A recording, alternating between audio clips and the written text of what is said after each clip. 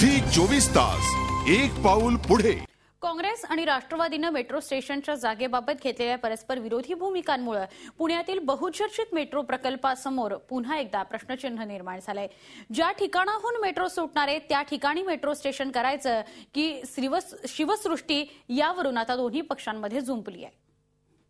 अंतिम निर्णय प्रमुख लोक घेतील तशा पद्धतीने हे शिवसृष्टीच्या बद्दल रेल्वेची जागा मेट्रोची स्टेशनची आपण बदलू शकत नाही। इतर काही प्रकल्प निश्चितपणे भविष्यामध्ये येतील, परंतु शिवसृष्टी आमच्या दृष्टिकोनातून महत्त्वाचा प्रकल्प आहे आणि तो पुण्यामध्ये व्हावात अशा प्रकारची आमची इच्छा आहे। सत्तेसाठी एकत्र मात्र निर्णयावरून नेहमी वाद, हे आघाडी सरकारचं वैशिष्ट्य पुण्यातही लागू पडतंय। कचरा डेपोच्या जागेवर मेट्रो स्टेशनच व्हावं, शिवसृष्टी इतरत्र कुठेही होऊ शकते अशी अजित पवारांची भूमिका। तर शिवसृष्टी हे काँग्रेसनं महापालिका निवडणुकीत दिलेलं आश्वासन असल्याचं सांगत कचरा डेपोच्या जागेवर शिवसृष्टीच होणार असा माणिकरावांचा दावा। पुणे महापालिकेनं मंजूर केलेल्या प्रारूप विकास आराखड्यात मेट्रो स्टेशनसाठीचं आरक्षण दाखवण्यात आलेलं नाही, त्यामुळे मेट्रो स्टेशनसाठी जागाच नसेल तर मेट्रो धावणार तरी कशी असा प्रश्न उपस्थित झालाय। मेट्रोच्या पहिल्या टप्प्यात कोथरूड ते रामवाडी मार्गावर मेट्रो प्रकल्प उभारण्यात येणार आहे। त्यासाठी कोथरूडमध्ये कचरा डेपोच्या जागेवर मेट्रो स्टेशन उभारण्याची योजना आहे, मात्र या जागेवर सिविक सेंटरसाठी आरक्षण ठेवण्यात आलंय। तर या ठिकाणी शिवसृष्टी उभारण्याच्या प्रस्तावाला महापालिकेनं या आधीच मान्यता दिली आहे, त्यामुळे या जागेवर शिवसृष्टी किंवा मेट्रो स्टेशन या दोन्हीपैकी एकच होऊ शकतं। अशा परिस्थितीत मेट्रो स्टेशनचं आणि पर्यायानं एकूण मेट्रो प्रकल्पाचं काय होणार हा प्रश्न कायम आहे। मेट्रो प्रकल्प अतिशय वेगानं मार्गी लावणार असल्याचा दावा सत्ताधारी एका बाजूला करतायत, दुसऱ्या बाजूला स्टेशनबाबतची संदिग्धता कायम ठेवून पुणेकरांना अक्षरशः वेडं बनवलं जातंय। शिवसृष्टी कोणत्या दुसऱ्या जागेवर आपण करतो ते एक बेटर राहील, पण तो अगर मेट्रोने केलेला आहे तर डेव्हलपमेंट करता आपल्याला नक्कीच तिथे ती जागा मेट्रो करण्याकरता दिली पाहिजे। शिवसृष्टी झाली तरी पण चांगला आहे, पण मेट्रो स्टेशन झालं तर जनतेला आपण तिथं म्हणजे प्रवास वगैरे जनता करू शकते। पुण्यातील वाहतूक समस्येवर एक सक्षम तोडगा म्हणून मेट्रो प्रकल्पाकडे पाहिलं जातंय, मात्र गेली कित्येक वर्ष त्यावर फक्त वाद आणि चर्चेचं गुऱ्हाळ सुरू आहे। हा प्रकल्प मार्गी लागावा यासाठी स्वतः केंद्रीय कृषी मंत्री शरद पवार लक्ष घालतायत, त्यासाठी त्यांनी नुकतीच दिल्लीमध्ये एक मीटिंगही घडून आणली होती। मात्र मेट्रो स्टेशनचा प्रश्न सुटल्याशिवाय हे सगळे प्रयत्न व्यर्थ आहेत। पुण्यातली मेट्रो म्हणजे अडथळ्यांची शर्यत आहे। सुरुवातीची कित्येक वर्ष केवळ आश्वासनांमध्येच गेली, त्यानंतर मेट्रो एलिव्हेटेड असावी की अंडरग्राऊंड यावर चर्चा सुरू झाली आणि आता मेट्रो स्टेशनच्या जागेबाबतचा वाद निर्माण झालाय। त्यामुळे इथल्या राजकारण्यांना मेट्रोपेक्षा मेट्रोच्या राजकारणातच अधिक रस असल्याचं म्हणावं लागेल। व्हिडिओ जर्नलिस्ट विकी कांबळेसह अरुण मेहत्रे, जी24 तास, पुणे। पिंपरी चिंचवडमध्ये अनधिकृत बांधकामांचा मुद्दा पुन्हा तापतोय। ही बांधकामं वाचवण्यासाठी आमदार विलास लांडे आणि लक्ष्मण जगतापांनी आपली ताकद वापरत प्रशासनाची नाकाबंदी करण्याचा प्रयत्न सुरू केलाय।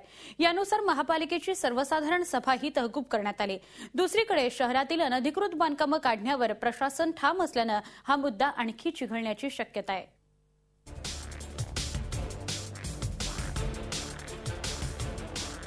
पिंपरी चिंचवडमधल्या अनधिकृत बांधकामांच्या पाठीशी दंड थोपटून उभे राहत आंदोलनाचा इशारा दिलेल्या आमदार लक्ष्मण जगताप आणि विलास लांडे यांनी महापालिकेची सर्वसाधारण सभा होऊ नये असा अप्रत्यक्ष आदेशही पालिकेत सत्ता असणाऱ्या पदाधिकाऱ्यांना दिला आहे। त्यानुसार महापौर मोहिनी लांडे यांनी महापालिकेची सर्वसाधारण सभा तहकूबही केली। एवढंच नाही तर यापुढे ही सभा तहकूबच ठेवणार असं स्पष्ट केलंय। हे स्पष्ट करताना महापौरांनीही आयुक्तांवर जोरदार टीका करण्याची संधी सोडली नाही। जोपर्यंत मुख्यमंत्र्यांची आमची बैठक होत नाही तोपर्यंत आपण सभा तहकूब करायचे आणि त्यानंतर आपण काय ते निर्णय सांगतो त्यावर आपण राहायचं। दुसरीकडे आयुक्त श्रीकर परदेशींनी अनधिकृत बांधकामांवरील कारवाई सुरूच राहणार असल्याचं स्पष्ट केलंय। ते स्वतः बोलले नसले तरी स्थापत्य विभागाच्या प्रमुखांनी आयुक्तांनी अनधिकृत बांधकाम पाडण्याचे स्पष्ट आदेश दिल्याचं सांगितलं। शहरात आतापर्यंत अनधिकृत बांधकाम प्रकरणी 726 जणांवर गुन्हे दाखल करण्यात आलेत आणि यापुढेही ही कारवाई होणार असल्याचं स्पष्ट झालंय। त्यामुळे आयुक्त आणि सत्ताधारी राष्ट्रवादी काँग्रेसमधला हा संघर्ष किती तीव्र होतोय हे पाहणं महत्त्वाचं ठरणार आहे। झी 24 ताससाठी कैलाशपुरी, पिंपरी चिंचवड। सध्या महिलांवरील अत्याचारांच्या घटना सातत्यानं चर्चेत येत आहेत. मात्र ज्या महिला या अत्याचाराला वाचा फोडून लढण्यासाठी समोर येतात त्यांना मात्र समाज आणि कुटुंबियांकडून मिळणारी वेगळी वागणूक त्रासदायक ठरते. पिंपरी चिंचवडमधल्या एका विवाहितेवर बलात्कार झाल्यानंतर तिच्या पतीनं मात्र तिला भक्कम आधार दिलाय. ही आहे या दोघांची दुर्दैवी आणि अनोखी कहाणी. या जोडीकडे पाहिल्यावर विशेष काही वाटणार नाही, पण त्यांच्यावर गुदरलेला दुर्दैवी प्रसंग ऐकल्यावर अंगावर काटा आल्याशिवाय राहणार नाही. चाकणमध्ये राहणारी ही अभागी विवाहित तरुणी काही दिवसांपूर्वी नेहमीप्रमाणे भाजी खरेदीसाठी बाजारात गेली. परतत असताना तिला तिच्या मैत्रिणीनं गाडीत लिफ्ट दिली. विश्वासानं ती गाडीत बसली, पण तिथंच तिच्या विश्वासाला तडा गेला. गाडीत असलेल्या मैत्रिणीच्या चुलत भावानं तिच्यावर अमानुष बलात्कार केला. त्यावेळी तिचा 4 महिन्यांचा गर्भमृत्यू झाला आणि तिचा पायही मोडला. हे जे काय झालं त्यात माझ्या बायकोची बिलकुलही सहमती नव्हती. तिच्यावरती अत्याचार झाला आणि तो ज्याने केला तर माझी अशी इच्छा आहे आणि तिची अशी इच्छा आहे की कमीत कमी त्या दोघांना फाशीची शिक्षा मिळावी. एवढा मोठा आघात झालेला असतानाही ती आता भक्कमपणे उभी राहिली आहे. ती केवळ पतीच्या पाठबळामुळे. पिंपरी चिंचवडच्या यशवंतराव चव्हाण रुग्णालयात तिच्यावर उपचार सुरू आहेत. लवकरच नव्यानं आयुष्य सुरू करण्याचा निर्धार तिने केलाय. पतीनंही कुणीही काहीही म्हटलं तरी त्याचा विचार न करता तिची साथ देण्याचा निर्धार केलाय. तिला आयुष्यभर सांभाळण्याची जबाबदारी ही माझी आहे. ती पहिली पण होती, ती आत्ता पण आहे आणि ती पुढे पण मी निभावणारच आहे. तो माझा प्रश्न राहिला आणि मी कुणाचंही ऐकणार नाही. तिला आयुष्यभर साथ देणार आहे. आरोपींना कडक शिक्षा व्हावी एवढीच या दोघांची इच्छा आहे. चाकण पोलिसांनी आरोपींना अटक केली आहे. त्यांना शिक्षा होईलही, पण आज अत्याचार झालेल्या मुलीला समाजाकडून वेगळी वागणूक दिली जाते. प्रसंगी घरचे लोकही या समाजाचाच भाग होऊन जातात. पण ही मानसिकता बदलण्याची गरज आहे आणि ती बदलतीये. या पती-पत्नीने केलेली ही छोटीशी सुरुवात आहे, पण आता जबाबदारी आहे ती आपली, या बदलण्याच्या प्रवाहात सामील होण्याची. आयुष्यभर साथ देण्याची फक्त शपथ घेऊन चालत नाही, तर त्यासाठी तसं वागावंही लागतं. या तरुणानं आपल्या पत्नीची दिलेली साथ खरंच समाजामधल्या अनेकांच्या डोळ्यात अंजन घालणारी अशीच आहे. म्हणून त्याच्या या कर्तृत्वाला सलाम करावे तितके कमीच आहेत. झी 24 ताससाठी व्हिडिओ जर्नलिस्ट अमोल धर्माधिकारीसह कैलास पुरी, पिंपरी चिंचवड. 12वीच्या परीक्षा तोंडावर आलेल्या असताना उर्दू माध्यमाच्या विद्यार्थ्यांना एका वेगळ्या समस्येला सामोरं जावं लागतंय. उर्दू माध्यमाच्या विद्यार्थ्यांकडे अभ्यासासाठी पाठ्यपुस्तकच नाही आहेत. महाराष्ट्र राज्य माध्यमिक आणि उच्च माध्यमिक शिक्षण मंडळानं उर्दू माध्यमाच्या 11वी आणि 12वीच्या विद्यार्थ्यांसाठी मागील 2 वर्षांमध्ये पुस्तकच छापलेली नाहीयेत. त्यामुळे उर्दू माध्यमाच्या 11वी आणि 12वीच्या विद्यार्थ्यांना पुस्तकं उपलब्ध नाहीयेत. अभ्यास कसा करायचा हाच प्रश्न यामुळे विद्यार्थ्यांना सतावतोय. ही समस्या फक्त विद्यार्थ्यांचीच नाहीये, तर शिक्षकांना देखील शिकवण्यासाठी पुस्तकं नाहीयेत. राज्यात उर्दू माध्यमाची 168 कनिष्ठ महाविद्यालय आहेत. त्यामधून सुमारे 15 ते 20 हजार विद्यार्थी 11वी आणि 12वीला शिकतायत. या विद्यार्थ्यांची पुस्तकांमुळे होणारी गैरसोय टाळण्यासाठी मंडळानं लवकर पुस्तकं छापावीत अशी मागणी करण्यात येते. टीचर शिक्षक म्हणतो जर तुम्हाला याचा आन्सर या पुस्तकामध्ये नाही भेटला मग तुम्ही हे पब्लिकेशन वाचवा, तुम्ही हे पब्लिकेशन रिफर करा. मग विद्यार्थ्यांनी का फक्त पब्लिकेशनची पुस्तकेच परचेस करावी का? कोणती पुस्तक सोडवावी, कोणत्यातून अभ्यास करावा हे विद्यार्थ्यांना फार अडचणी आलेली आहे. स्वातंत्र्योत्तर भारताच्या 65 वर्षांचा पट उलगडून दाखवणाऱ्या असा घडला भारत या ग्रंथाचं प्रकाशन पुण्यामध्ये झालं.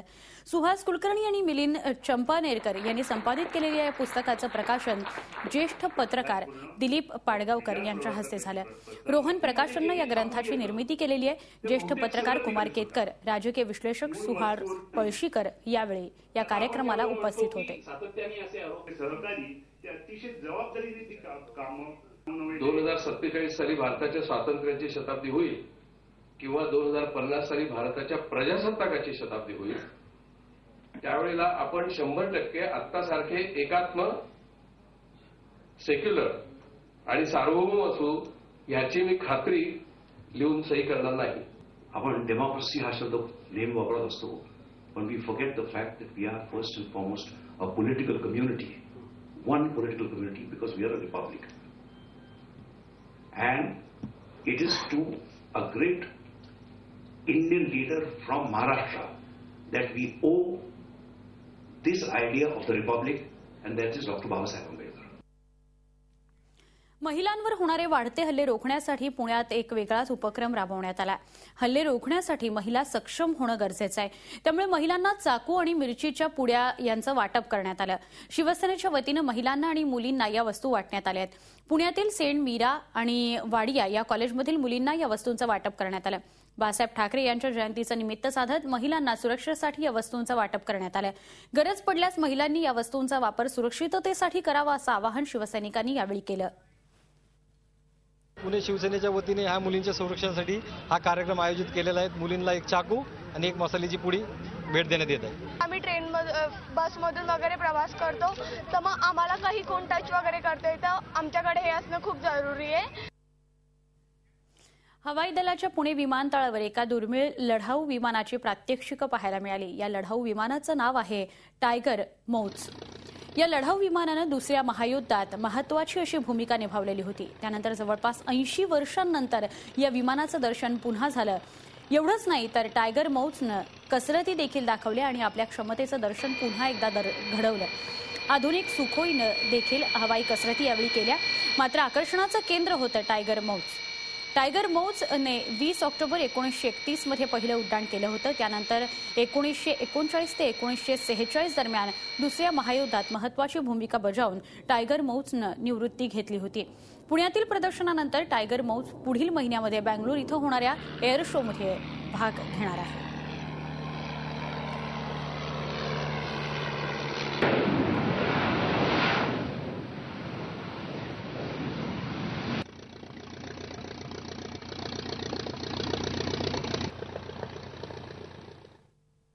आपलं पुणे आणि पुण्यातल्या घडामोडी आपण आतापर्यंत पाहत होतात. एक छोटासा ब्रेक घेऊन आपण लगेच परतूया. तुम्ही पाहत रहा आपलं पुणे, आपलं नाशिक.